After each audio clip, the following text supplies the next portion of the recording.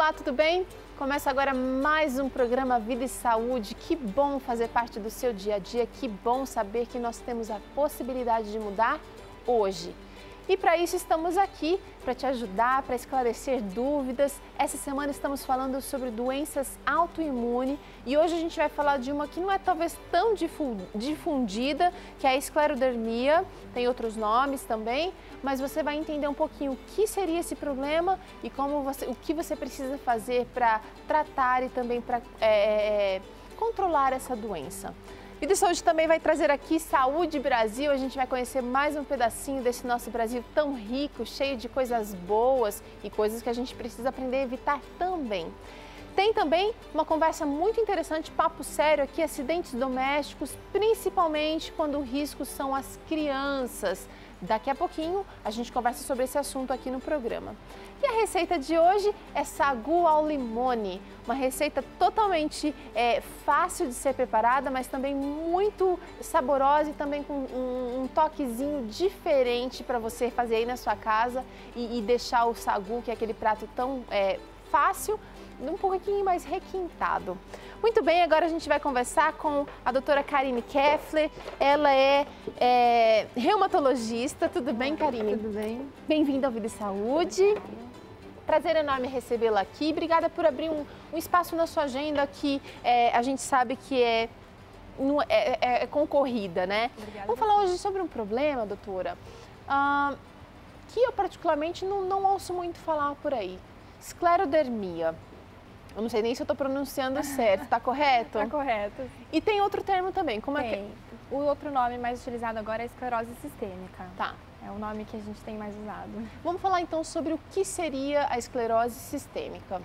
Então, essa doença, ela é um pouco mais rara. Então é mais difícil mesmo, até no consultório do reumatologista a gente vê bastante, mas não como as outras que a gente tem comentado aqui no programa. E ela, assim, igualmente é uma doença autoimune, inflamatória, crônica, e que ela tem a sua sede de acontecimento lá na parede do vaso, no endotélio, onde acontece uma falta de fluxo para aquela localidade e também uma alteração numa célula chamada fibroblasto, que leva à manifestação mais clássica da doença, que é o espessamento da pele e também de alguns órgãos internos. Então, é uma doença, assim, grave e que a gente vê um pouco menos. A gente fala muito das doenças, a gente falou sobre lúpus na segunda-feira, a gente falou também sobre a artrite reumatoide.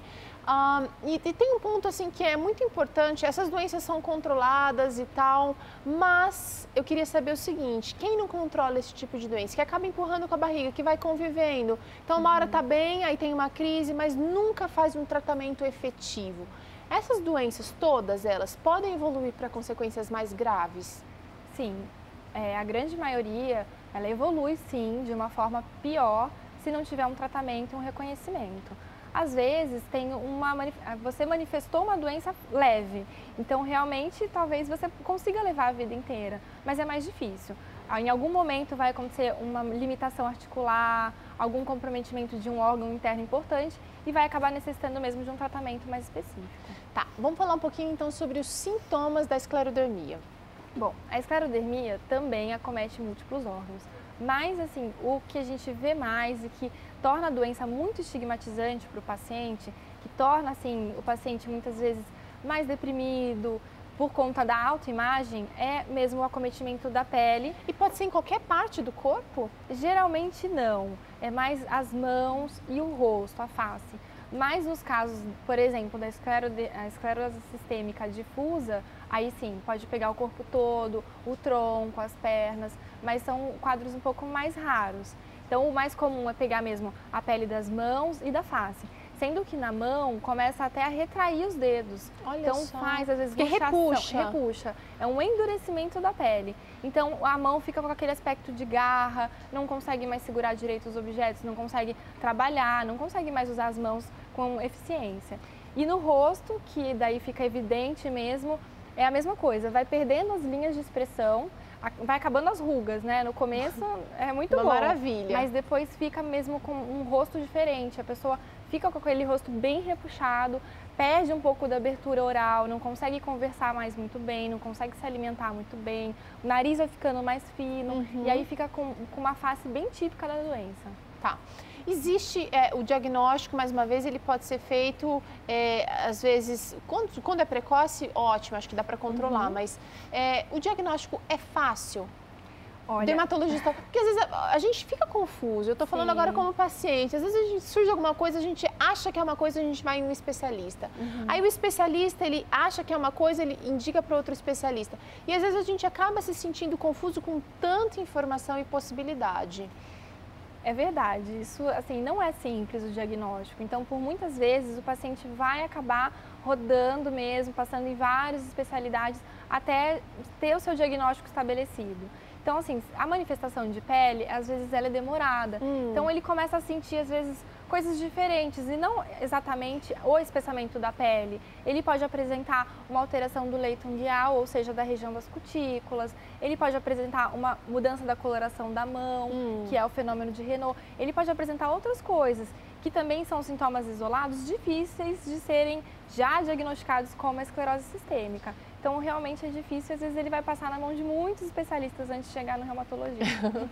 E o reumatologista vai fazer o que para definir que ele está com uma esclerose sistêmica? Bom, aí também já foram estabelecidos claros critérios diagnósticos para que o paciente se enquadre dentro e a gente fale, realmente essa doença, se trata dessa doença. Tá. Mas muitas vezes, eu repito, os critérios só servem para dar uma orientada. O paciente vem, às vezes, com uma característica muito clássica da doença e a gente não precisa esperar preencher muitos critérios. Ótimo. Ele já inicia o tratamento. Já começa a tratar. Para benefício dele mesmo. Então, é só para dar uma orientada no nosso diagnóstico. Doutora, assim como o lúpus, que pode ter manifestação na pele, essa é uma doença que também pode, a psoríase também é uma outra que a gente pode comentar aqui numa outra ocasião, mas pode gerar também preconceito. A convivência, o convívio social pode ficar prejudicado de uma pessoa que sofre já com essa doença. Como que dá para lidar com esse desconforto? Olha, o paciente, primeiramente, ele vai assim, se sentir diminuído, vai se sentir, além de ter uma doença que todo mundo vai ver, não é uma doença que ele consegue esconder muito fácil se houver esse acometimento importante da face e das mãos. Então, realmente, muitas vezes a gente pede auxílio para os colegas. Então, é um tratamento multidisciplinar, a gente encaminha para um psicólogo, um psiquiatra para acompanhar junto, conversa bastante com os pacientes. Quando a gente dá um diagnóstico de uma doença autoimune, geralmente a primeira fase do tratamento é esclarecer as dúvidas, é orientar o paciente sobre o que está acontecendo, como vai ser daqui para frente, qual é a evolução da doença dele, para que ele se sinta mais tranquilo, se sinta mais seguro. Tem segurança. Exatamente, ele se sente inseguro, né? Mas a gente explica bastante e daí começa a oferecer as formas de tratamento para ele até muitas vezes compartilhar com a gente o que ele quer fazer. Muitas vezes a gente tem opções para que ele escolha. Então ele se sente mais senhor da situação, ele não se sente tão passivo. E isso é muito bom até para a autoestima do paciente. Nessa situação a autoestima é muito afetada. Tá, então precisa trabalhar esse aspecto também. Sim. Agora é o seguinte, normalmente as doenças autoimunes, elas são acompanhadas de vários sintomas. A gente está falando da esclerodermia ou da esclerose sistêmica. Que talvez não tenha tantos sintomas como lúpus, como artrite reumatoide, mas que... Mas tem também. Sim, o paciente acaba sendo assim, ele está sempre doente, e aí quando ele chega no diagnóstico final, ele finalmente pode começar a tratar e aí seguir com a vida com sintomas controlados e tal. Mas o que eu queria saber é o seguinte, às vezes a gente fica se perguntando por quê? Por que isso aconteceu comigo? Por que o meu sistema está bagunçado desse jeito e o meu corpo está me atacando? Normalmente é o que a gente ouve, né? Essa pergunta talvez não seria tão importante por conta do que a gente não pode fazer com o que ficou para trás. Sim. Também, assim, tem fatores muito relacionados à doença que o paciente não pode controlar. Então, assim, a predisponibilidade genética, história familiar, né? As experiências passadas com vírus, com bactérias, isso muitas vezes você não consegue controlar.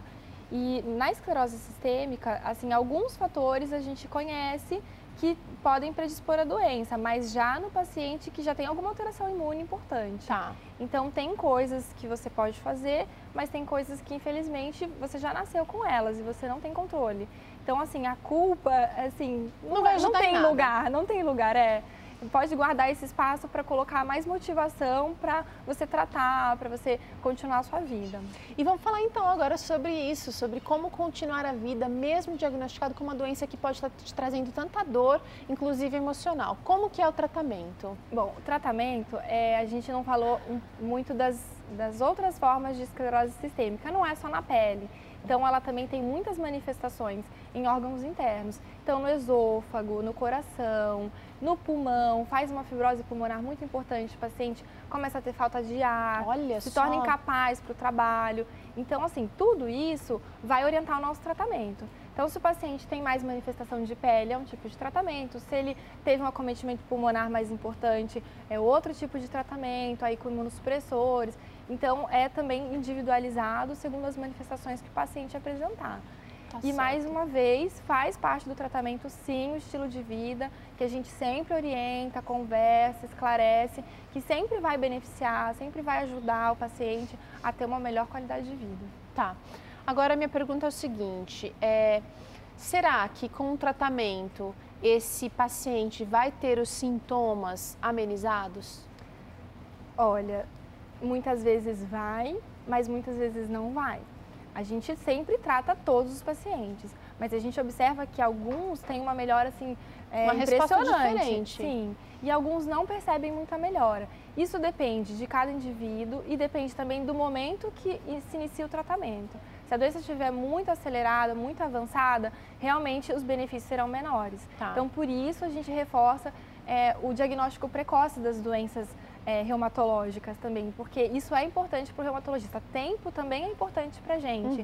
Então, quanto antes a gente começa o tratamento da doença, sempre é melhor o prognóstico, é melhor a resposta. Mas também tem que contar que cada indivíduo vai responder de um jeito. Tá certo. Por isso, mais uma vez, a importância de se tratar doenças autoimunes em geral, muitas vezes com o auxílio de um profissional da área da saúde emocional, da psicologia, para que você aprenda a conviver com a doença de maneira mais leve, amigável, mais leve, vamos dizer assim. Doutora Karine, obrigada pela participação mais uma vez hoje aqui no Vida e Saúde. Muito obrigada pelo convite. Nós vamos para um rápido intervalo, na volta tem Saúde Brasil. O que será que a gente vai descobrir hoje? É daqui a pouquinho, não sai daí.